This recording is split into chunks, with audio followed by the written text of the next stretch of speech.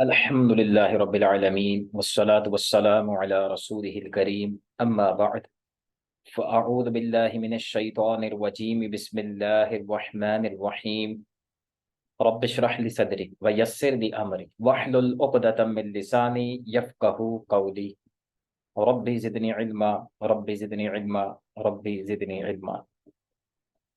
अल्हम्दुलिल्लाह, इल्म मिरास की आज चौथी क्लास है।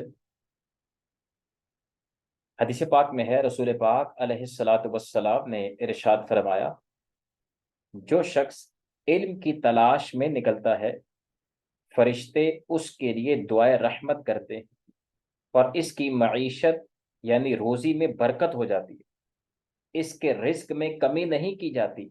गोया हुसूल इल्म इसके लिए सरासर बाइसे बरकत होता है। अल्लाहु अकबर व कबीरा।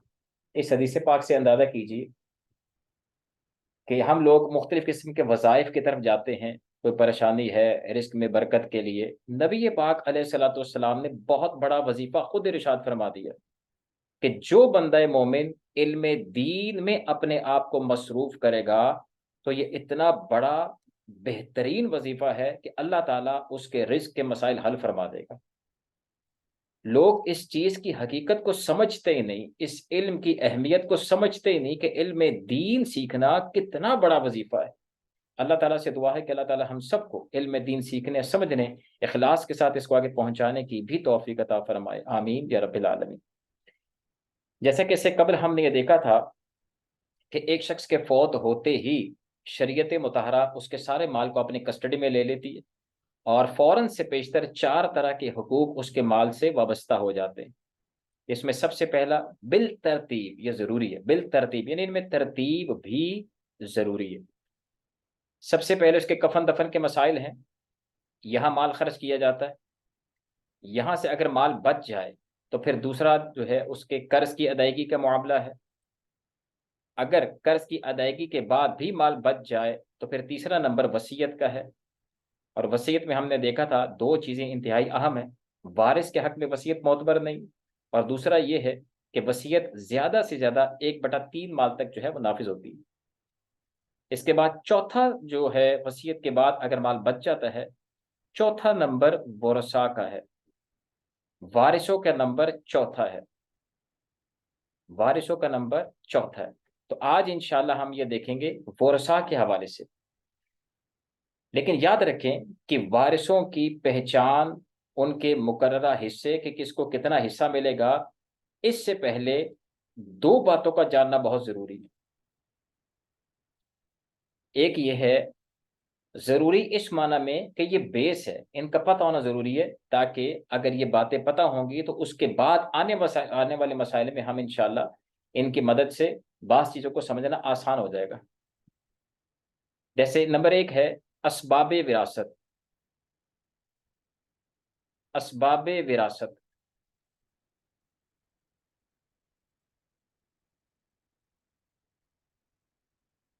नंबर दो शराइत विरासत।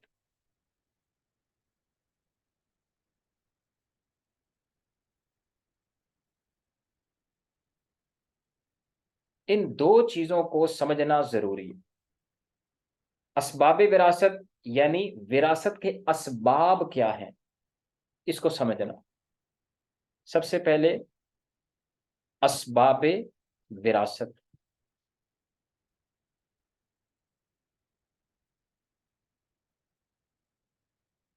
यानी कि वारिस बनने का सबब क्या है। शरीयत मुतहरा ने किस चीज को बेस बनाकर वारिस बनाया है। क्या दोस्ती को मयार बनाया है कि मिसाल के तौर पर एक शख्स फौत हो गया और दूसरा शख्स ये कहे कि चूंकि ये मेरा बहुत गहरा दोस्त था, 20 साल से हमारी दोस्ती थी, साथ उठते बैठते खाते पीते थे, लिहाजा मुझे विरासत में हिस्सा मिलना चाहिए। क्या दोस्ती को मयार बनाया है, यानी क्या ये सबब है, या क्या पड़ोसी होना सबब बनाया है। भाई कोई ना कोई तो शरीयत मुतहरा ने सबब बनाया है ना, कि जिसकी वजह से वो वारिस डिक्लेयर करती है कि ये सबब इसमें पाया गया, लिहाजा ये वारिस बनेगा। तो याद रखें कि तीन तरह के असबाब उलमा ने बयान किए, यानी 3 सबब हैं जिसकी वजह से कोई शख्स वारिस बनता है। नंबर 1, कराबतदारी, जिसको रिश्तेदारी भी कहते हैं, कराबतदारी। नंबर 2, निकाह। और नंबर 3, विला। कराबतदारी से मुराद ये है खूनी रिश्तेदार, खूनी रिश्तेदारियां जो होती हैं, खूनी रिश्तेदार, ये अफराद जो हैं, पहला सबब क्या है वारिस बनने का? खूनी रिश्तेदार हो। शरीयत ने इसको बेस बनाया, इसको सबब करार दिया है वारिस बनने के लिए। और दूसरा है निकाह, यानी मियाँ बीवी। निकाह की वजह से, चूंकि अब ये मियाँ बीवी हैं, तो मियाँ बीवी चूंकि निकाह की वजह से आपस में इकट्ठे हुए, लिहाजा निकाह एक सबब है कि जिसकी वजह से मियाँ बीवी एक दूसरे के वारिस बनते हैं। और विला जो है, इसका ताल्लुक चूंकि गुलामी के साथ है, गुलामी के मसाइल चूंकि आज है ही नहीं, लिहाजा हम इसको छोड़ देते हैं।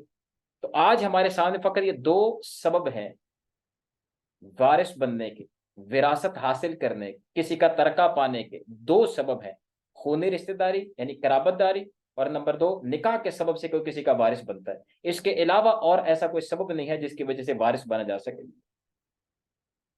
इससे ये पता चल गया कि बाज़ औक़ात ऐसा होता है कि कुछ लोग मुंह बोला बेटा किसी को बना लेते, मुंह बोला बेटा या बेटी बना लिया किसी को। तो अब सवाल ये है कि क्या ये मुंह बोला बेटा जो है ये वारिस बनेगा?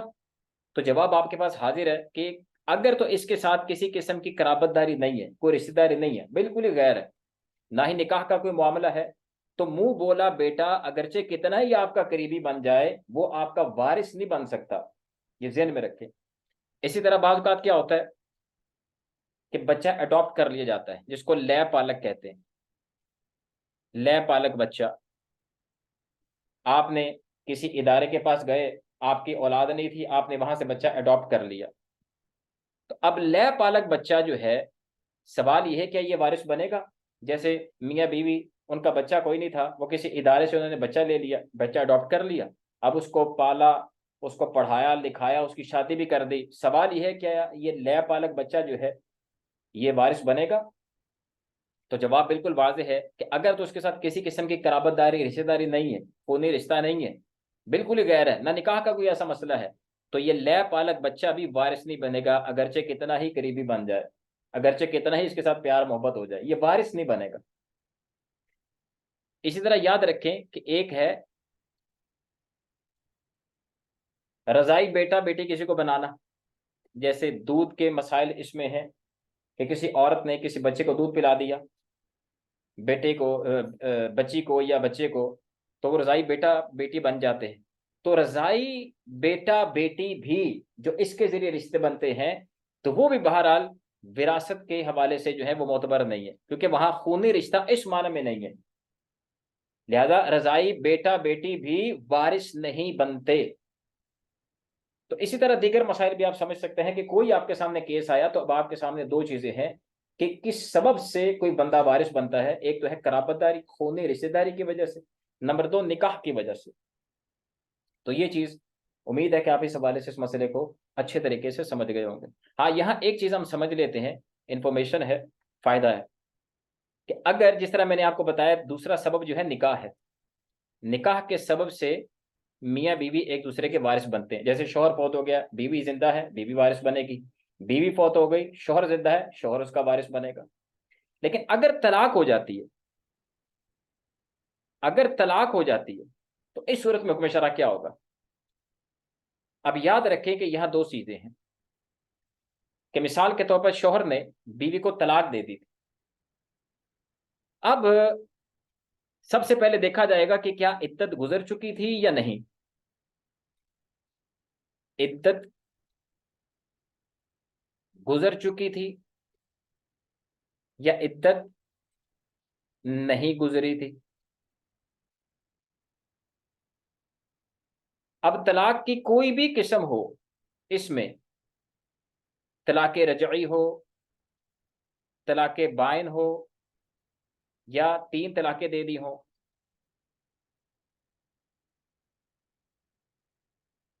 अगर तो इद्दत गुजर चुकी थी, शोहर ने बीवी को तलाक रजई दी, इद्दत के दौरान रुजू नहीं किया, तो याद रखे जैसे ही इद्दत खत्म होती है औरत बिल्कुल आजाद हो जाती है।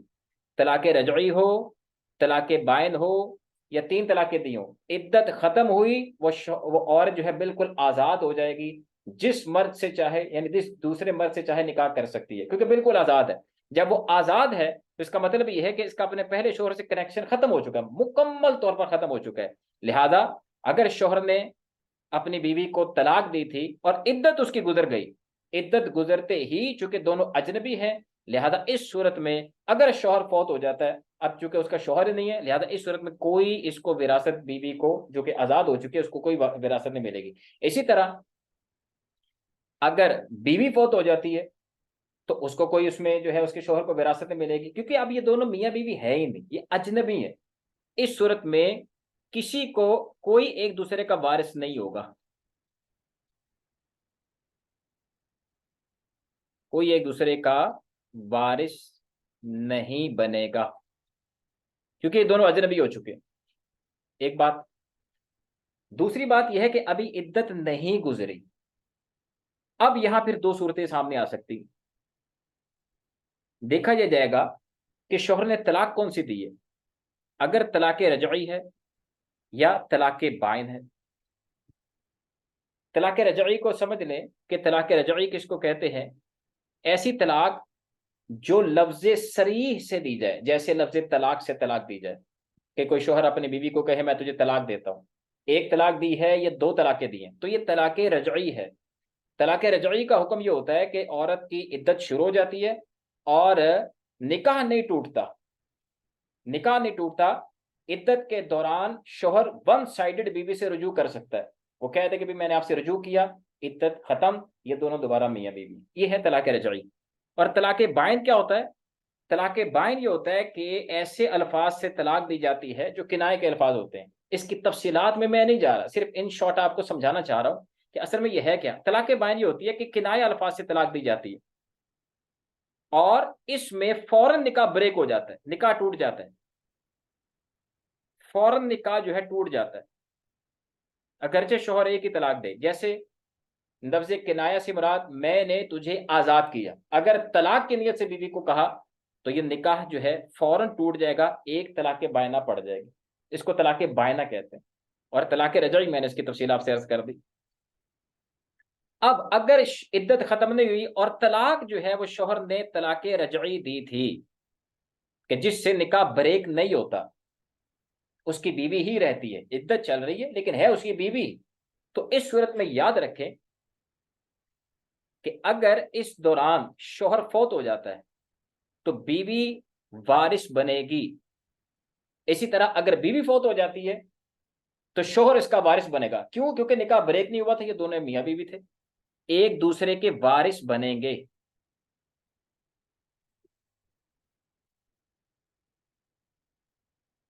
एक दूसरे के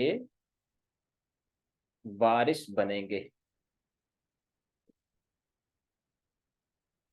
एक दूसरे के वारिस बनेंगे। अच्छा, अगर तलाक बाइन दी है, अब यहां उलमा ने इसकी मजीद 2 इकसाम बयान की। क्या ये तलाक बाइन जो है,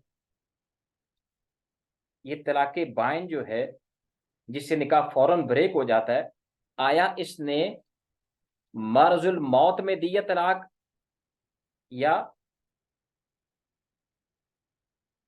मर्जुल मौत में नहीं दी बल्कि सेहतमंद होने की हालत में दी है। मर्जुल मौत किसको कहते हैं? याद रखें, ऐसा मर्ज, ऐसी बीमारी कि जिसमें गालिब गुमान हो जाए कि अब ये नहीं बचेगा। जैसे बाज ऐसी बीमारियां होती हैं, कैंसर हो गया आखिरी स्टेज में है, ऐसी बीमारी कि जिसके बारे में गालिब गुमान हो कि ये अब बंदा नहीं बचता, इसको मर्जुल मौत कहते हैं। अगर तो उस मरने वाले ने तलाक़े बाइन दी इस हालत में कि वो मर्जुल मौत में मुब्तला था, तो यहां एक ये शुबा पैदा हो सकता है कि इसने अपनी बीवी को शायद इसलिए तलाक़े बाइन दी है कि मेरी विरासत है ये मालूम हो जाए कि निकाह फौरन ब्रेक हो जाएगा, इससे जान छूट जाएगी, मैं तो वैसे ही मरने वाला हूं, मेरी विरासत मेरे बच्चों के लिए, दीगर रिश्तेदारों के लिए बच जाएगी। तो यहां चूंकि इस तरह का एक शुबा पाया जा सकता है, लिहाजा शरीयत ने यहां इसका हुक्म थोड़ा बदल दिया ताकि बीवी को मुकम्मल तौर पर नुकसान ना हो। उसका हुक्म यह है, नंबर एक, अगर तो मर्जुल मौत में तलाक दी और इस इद्दत के दौरान शोहर फौत हो गया, तो बीवी वारिस बनेगी, अब महरूम नहीं होगी, बीवी वारिस बनेगी। और अगर शोहर फौत हो गया इस दौरान, बीवी फौत होगी इस दौरान, तो शोहर वारिस नहीं बनेगा। बड़ी अहम चीज है, शोहर वारिस नहीं बनेगा क्योंकि निकाह ब्रेक हो चुका है। असल हुक्म तो यही है कि चूंकि उसके निकाह में नहीं है, निकाह टूट चुका है, लिहाजा शोहर तो वारिस नहीं बनेगा।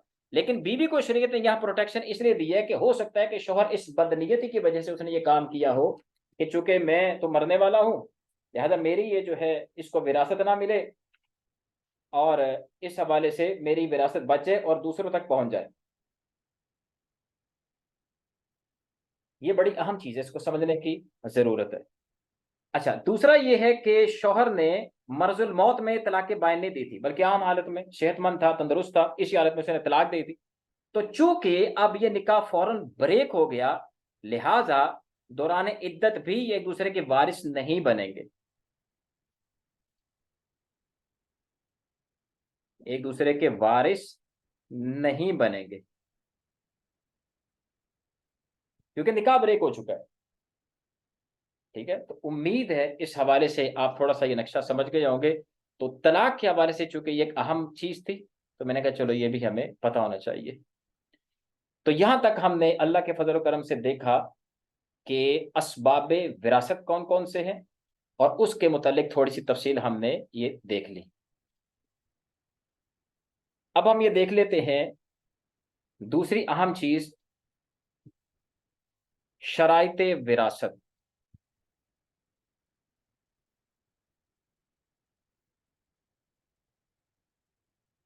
शराइते विरासत यानी वारिस बनने के लिए, किसी का तरका पाने के लिए किन शराइत का पाया जाना जरूरी है। तरका पाने के लिए, या यूं कह ले वारिस बनने के लिए, तरका पाने के लिए किन शराइत का पाया जाना जरूरी है।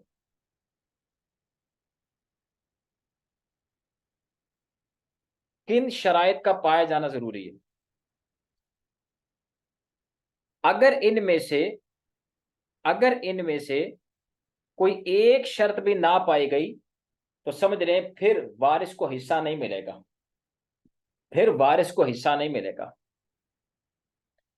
उलमा ने इसकी चार शराइत बयान की है। उलमा ने इसकी चार शराइत बयान की। नंबर एक, मूरिस का फौत हो जाना। मूरिस का फौत होना, ये पहली शर्त है। दूसरी इसकी शर्त उलमा ने बयान की है, मूरिस की मौत, मूरिस की मौत के वक्त वारिस का जिंदा होना। इंशाल्लाह इसकी तफसीर अभी हम इंशाल्लाह देखते हैं। तीसरा उलमा ने यह बयान की है, तरीका मौजूद हो। और चौथी शर्त उलमा ने इसकी यह बयान की है, विरासत से महरूम करने वाला कोई सबब ना पाया जाए। कोई सबब ना पाया जाए, जिसको मवाने इर्स कहते हैं।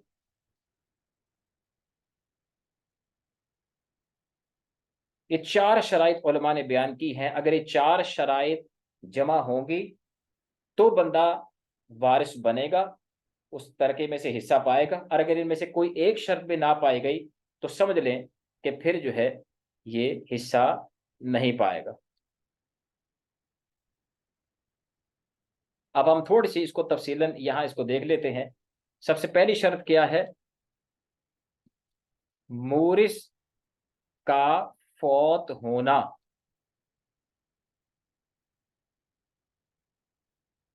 विरासत की शराइत में से पहली शर्त यह है मोरिस का फौत होना।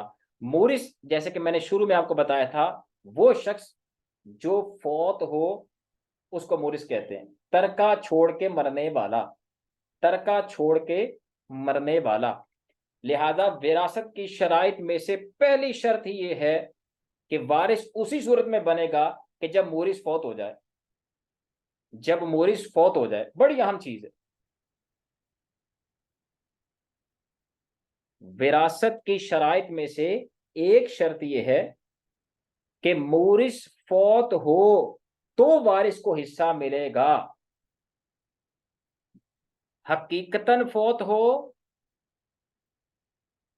या हुक्मन फौत हो, हुक्मन फौत हो, इसको मैं इंशाल्लाह भी आपको समझाता हूं। पहले इस नुक्ते को समझ लें। इससे पता यह चला कि अगर मोरिस फौत नहीं हुआ, मोरिस फौत ना हो, तो फिर उसकी प्रॉपर्टी में से किसी को कोई हिस्सा नहीं मिलेगा। जैसे मैंने शुरू के लेक्चर में आपको यह बताया था, तरका की तारीफ में, तरका तर्क किया हुआ, छोड़ा हुआ माल। तो अगर मोरिस जिंदा है तो चूंकि वो जिंदा है लिहाजा उसकी प्रॉपर्टी में किसी को कोई हिस्सा नहीं मिलेगा। जैसे हमारे यहाँ बास औकात ये सामने चीज आ जाती है कि वालिदैन की जिंदगी में ही औलाद उनसे तरका मांगना शुरू कर देती है कि जी आप अपनी प्रॉपर्टी में से फिर हमारा हिस्सा निकाल दें। भाई, विरासत की शराइत में से तो पहली शर्त यह है कि मोरिस का फौत होना। जब मोरिस खुद जिंदा है, अभी वो फौत हुआ ही नहीं है, तो उसका जो प्रॉपर्टी है, माल असबाब है, वो तरका बना ही नहीं है। जब तरका नहीं बना तो आपको कैसे दे दिया जाए? लिहाजा जो लोग जिंदगी में हिस्सा मांगना शुरू कर देते हैं वालिद साहब की या वालिदा की, वो इंतहाई गलती पर है। कोई किसी किस्म का हिस्सा नहीं बनता जिंदगी में। जब बंदा खुद जिंदा है, वो तो अपने माल का खुद मालिक है। जब वो खुद मालिक है तो हिस्सा किसका आ गया बीच में से? लिहाजा ये बिल्कुल गलत है। और आगे इंशाल्लाह हम ये सीखेंगे, जब वारिसों की तरतीब के हवाले से हम देखेंगे कि अगर बेटा पहले फौत हो जाए तो वालिद वारिस बन जाता है। तो कल को फिर वालिद साहब भी कहेंगे, इसी तरह वालिदा भी कहेगी कि भाई आप अपनी प्रॉपर्टी में से हमारा हिस्सा फिर निकाल लें। भाई आप हमारे जिंदगी में जो हिस्सा मांग रहे हैं, तो हो सकता है पहले आप फौत हो जाए, तो आप अपनी प्रॉपर्टी में से फिर हमारा हिस्सा निकाल लें। लिहाजा खुलासा कलाम ये है कि जब बंदा खुद जिंदा हो तो उसकी तरका बढ़ता ही नहीं है, वो तो मालिक जिंदा है। तरका तो वो बनता है जो बंदा छोड़ के फौत हो जाए। लिहाजा मोरिस का फौत होना जरूरी है विरासत पाने के लिए। अगर मोरिस जिंदा है तो किसी किस्म की कोई विरासत नहीं है, कोई किसी का एक रुपए का भी हिस्सा नहीं। अब ये जो मैंने अर्ज किया हकीकतन, हकीकतन से मुराद ही है कि जैसे हमारे सामने कोई शख्स फौत हुआ, उसको गुस्ल दिया गया, कफन दिया गया, नमाज नादा पढ़ी, उसको दफना दिया गया, ये है हकीकतन। हुक्मन क्या है? हुक्मन ये है कि बाज औकात आपने सुना होगा कि बंदा ही गायब हो जाता है, लापता जिसको कहते हैं। लापता हो जाना जिसको मफकूदुल खबर कहते हैं, जिसकी खबर ही कोई ना हो। मफकूदुल खबर, कि पता नहीं जिंदा है, फौत हो गया, कहाँ गया, कहाँ नहीं, कोई पता ही नहीं, लापता हो गया। अब मफकूदुल खबर के हवाले से हुक्म शरा यही है। इसको भी मैं इंशाल्लाह थोड़ा सा तफसीली आपको समझा देता हूँ, इंशाल्लाह इंफॉर्मेशन है, फायदा होगा। याद रखें, जैसे एक शख्स जैद है, ये लापता हो गया, मफकूदुल खबर, पता ही नहीं जैद साहब कहाँ गए। अब यहां दो चीजें हैं, एक तो है जैद साहब का अपना माल, जाहिर है कि कुछ ना कुछ उनका घर बार प्रॉपर्टी दुकान वगैरह तो होगी ना, जो छोड़ के चला गया बेचारा, पता ही नहीं चला कहाँ गया, अपना माल। और एक ये है कि जैद के लापता होने से, लापता होने के बाद, मिसाल के तौर पर जैद के वालिद साहब थे, जैद के लापता होने के बाद वो फौत हो गए। अब जाहिर है कि जैद उनका बेटा है, जब जैद उनका बेटा है तो जैद को उनकी प्रॉपर्टी में से हिस्सा मिलेगा, वारिस बनेगा। तो मूरिस से मिलने वाला हिस्सा, मोरिस यानी कि तरका छोड़ के मरने वाला। अगर ये वालिद साहब, यहां मोरिस है, अगर वालिद साहब जैद के लापता होने के बाद फौत हो जाते हैं तो जाहिर है कि जैद उनका बेटा तो है ना, लिहाजा इसका हिस्सा तो बनता है ना। लिहाजा जो हिस्सा वालिद साहब की तरफ से आ रहा है, दूसरे तरह का माल ये है। पहली तरह का उसका अपना माल भी है और दूसरी तरह का माल मोरिस से मिलने वाला इसका हिस्सा। तो ये दोनों तरह की चीजें अब हमारे सामने आ गई। अब हम इसको एक मिसाल से देख लेते हैं। मिसाल के तौर पर जैद साहब जो हैं वो सन 2000 से गायब थे और अब 2023 आ गया। अब याद रखिए कि यहां पहली बात तो यह है कि कितना अरसा जो है ये वेट किया जाएगा, कितना अरसा इस बंदे का इंतजार करें कि भाई उसके बाद कोई हम मामला करें। निकाह के मसाइल है, इसकी बीवी भी हो सकती है, उसने दूसरा निकाह हो सकता है करना हो, वो कितना अरसा वेट करेगी। इसी तरह अपने माल के बारे से इसके मसाइल है, तो अब कितना अरसा वेट किया जाए। तो याद रखिए कि निकाह के हवाले से तो उलमा इमाम मालिक रहमतुल्लाह ताला के कॉल पर फतवा दे रहे हैं कि जैसे 4 साल, यानी जैसे ही बंदा लापता हुआ तो और जो है जज से रुजू करेगी, सारा केस उसके सामने बयान करेगी। जज जो है उसको 4 साल की मुद्दत देगा कि आप 4 साल वेट करें। 4 साल के बाद इंतहाई तलाश करने के बावजूद भी अगर बंदा हाजिर नहीं होता, उसका कोई अता पता नहीं चलता, तो फिर 4 साल के बाद जो है वो जज उसके फौत होने का हुक्म दे देगा कि भाई ठीक है, अब वो बंदा फौत हो गया, अब बीवी जो है इद्दत करे, इद्दत के बाद जो है निकाह कर सकती है। तो निकाह के हवाले से तो ये मसला है। विरासत के हवाले से जो है मुख्तलिफ अकवाल है। इसी तरह निकाह के हवाले से भी मुख्तलिफ अकवाल थे, लेकिन बाहर जो इन शॉर्ट आजकल जो है वो मैंने आपसे अर्ज करते जो चल रहा है। निकाह विरासत के बारे से भी यही है कि एक कौल 60 साल का है, यानी जब जैद की उम्र 60 साल हो जाए, गिनती करके देख लेंगे भाई उम्र इसकी कितनी हो चुकी, 60 साल की हो गई, अभी भी वापस नहीं आया, कोई पता नहीं चला, तो फिर 60 साल के बाद हुक्म मौत लगा दिया जाएगा। एक कौल 70 साल का भी है, एक कौल 90 साल का भी है, एक कौल 120 साल का भी है। ये डिपेंड अपॉन द सिचुएशन है कि जो भी बहरहाल जज उस वक्त फैसला करे हालात वाकयात को देखते हुए, तो किसी कॉल पर भी फतवा दिया जा सकता है। जो मुफ्ती कराम बहरहाल उस वाले से जो फैसला करेंगे, तो बहरहाल जो भी फैसला हो, तो याद रखें कि अपने माल के एतबार से, जैद के अपने माल के एतबार से तो ये जिंदा तस्वुर किया जाएगा।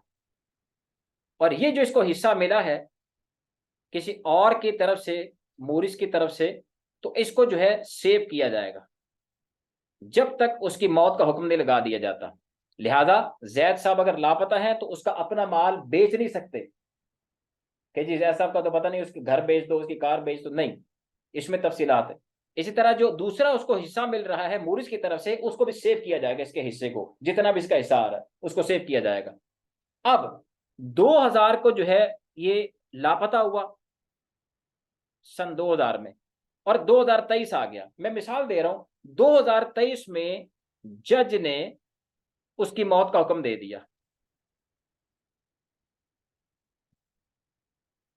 कोर्ट ने डिक्लेयर कर दी कि जैद साहब जो है फौत हो चुके, 2023 तक पता ही कुछ नहीं चला। मैं मिसाल दे रहा हूं, इसको जो है उसकी मौत का हुक्म दे दिया। अब जो उसका अपना माल है, जैद का जो अपना माल है, उस हवाले से हुक्म शरई होगा कि जब मौत का हुक्म दिया गया है, जिस तारीख को मौत का हुक्म दिया गया, हुक्म किया गया, उस तारीख को जो वर्षा इसके मौजूद होंगे जैद के, वो हिस्सा पाएंगे। यानी जिस तारीख को हुक्म दिया गया है, जिस तारीख को जैद की मौत का हुक्म दिया गया है, उस वक्त जो वर्षा मौजूद होंगे वो जैद की अपनी प्रॉपर्टी में से हिस्सा पाएंगे। अब ये अपने माल के हवाले से इसका हुक्म ये होगा, क्योंकि आज इसकी मौत का 2023 में इसकी मौत का हुक्म जज कोर्ट ने दिया है, लिहाजा जिस तारीख को ये हुक्म दिया गया है उस वक्त जो इसके वारसा मौजूद होंगे उनमें इसकी प्रॉपर्टी तकसीम कर दी जाएगी। गोया के जैद आज फौत हो गए, लिहाजा अब जो मौजूद हैं उसके वारसा, उसका अपना माल उसके वारिसों में तकसीम कर दिया जाएगा। एक बात ये। दूसरी बात ये है कि जो इसका हिस्सा मूरिस की तरफ से इसको मिला था, मूरिस की तरफ से जो इसको हिस्सा मिला था, जो हमने सेव किया होता,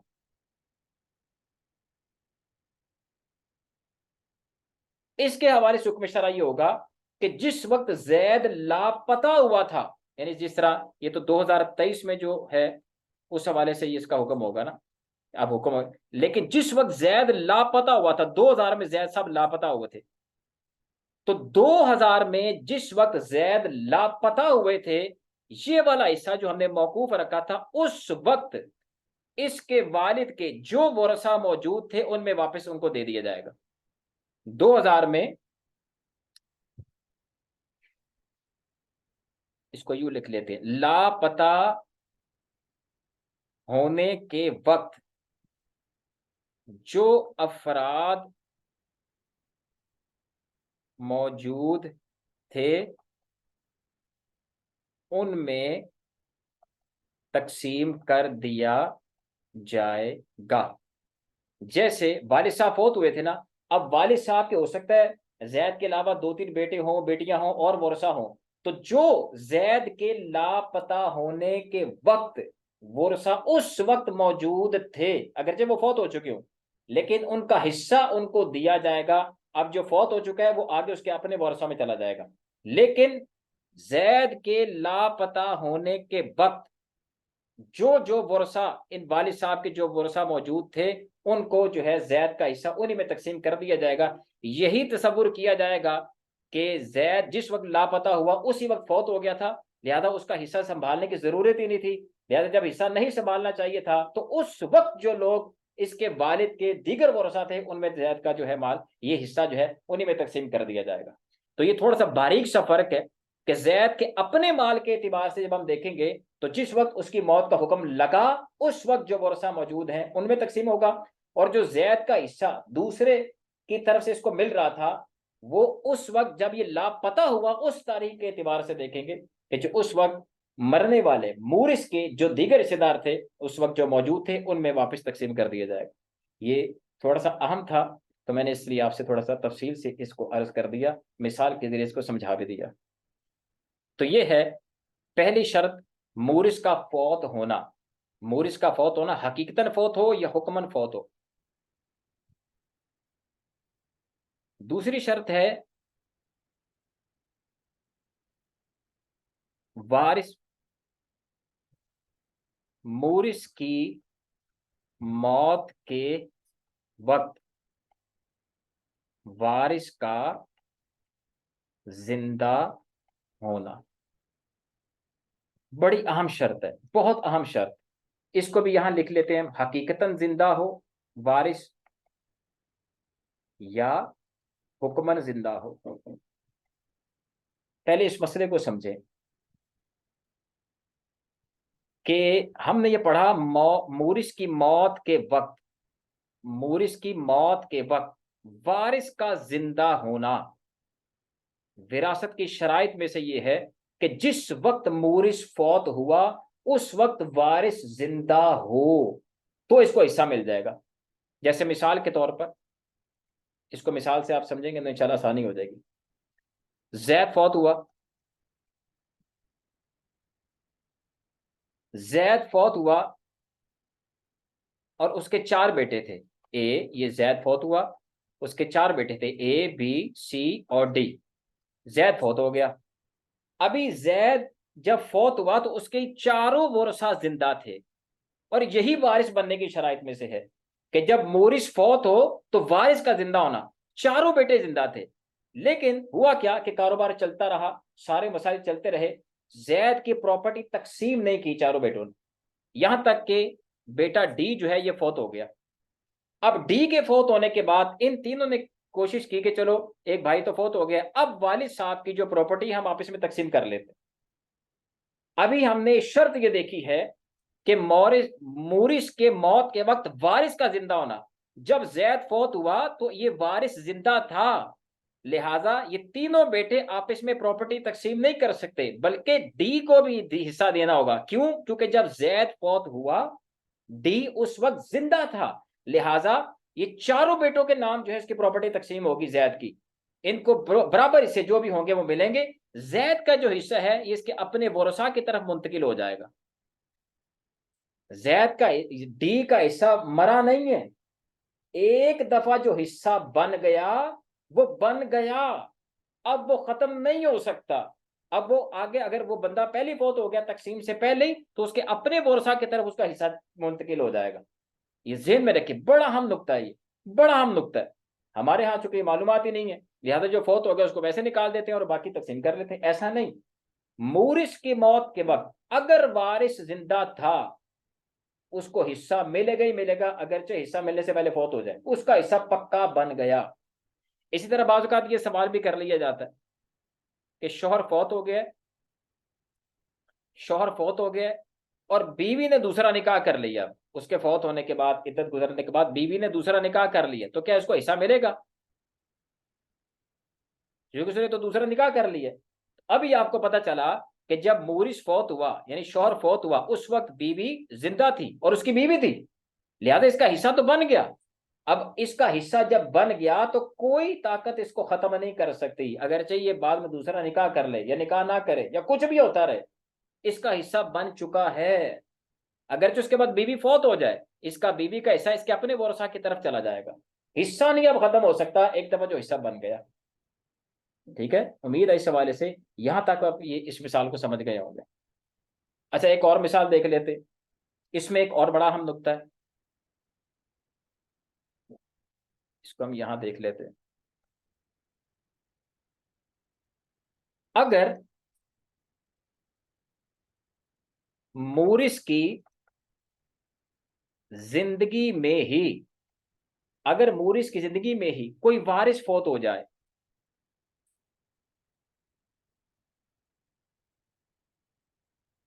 जैसे इसी मिसाल को मैं आपको समझाता हूं, जैसे जैद है,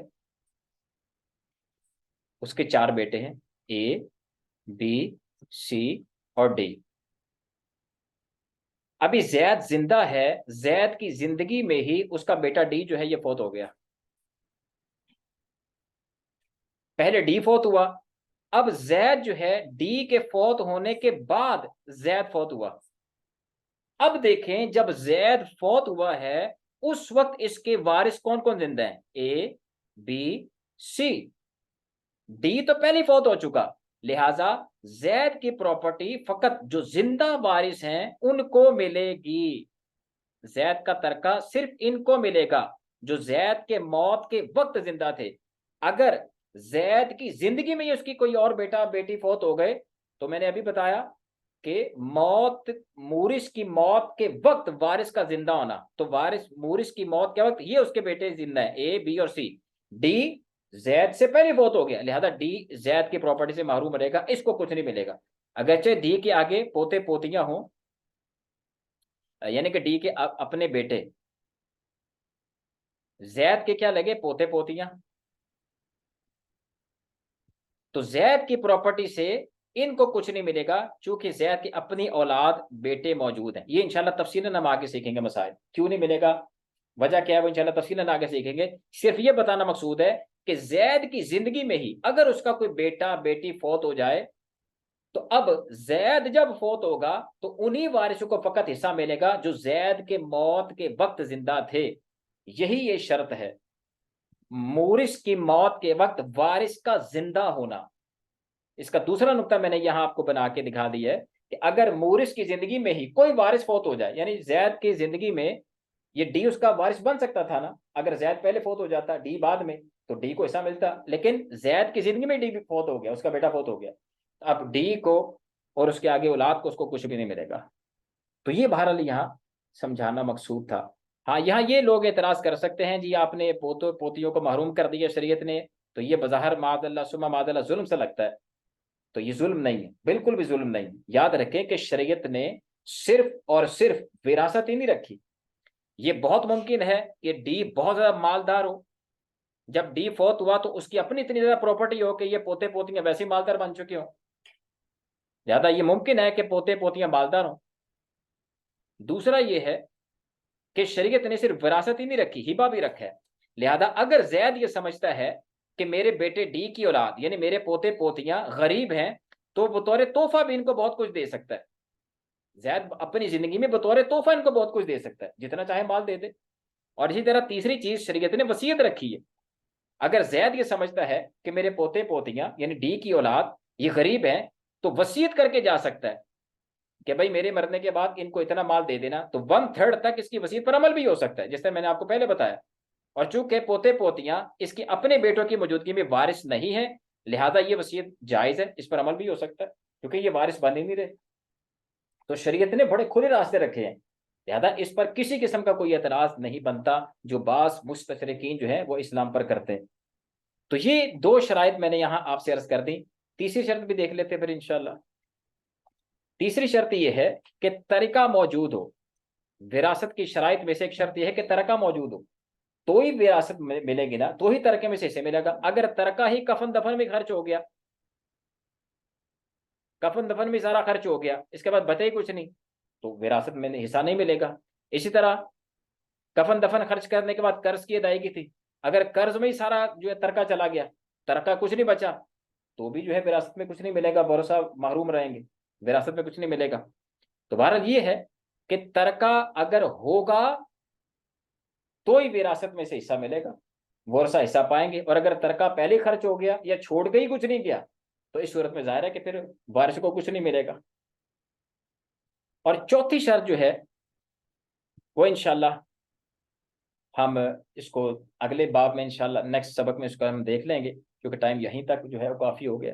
अल्लाह ताला से दुआ है कि अल्लाह ताला हम सबको इल्म दीन सीखने समझने की तौफीक अता फरमाए, जो कुछ सीखा है इसको याद रखने और इसको आगे पहुंचाने की भी अल्लाह ताला हम सबको तौफीक अता फरमा दे। आमीन बिजाहिन नबी अमीन सल्लल्लाहु तआला अलैहि वसल्लम।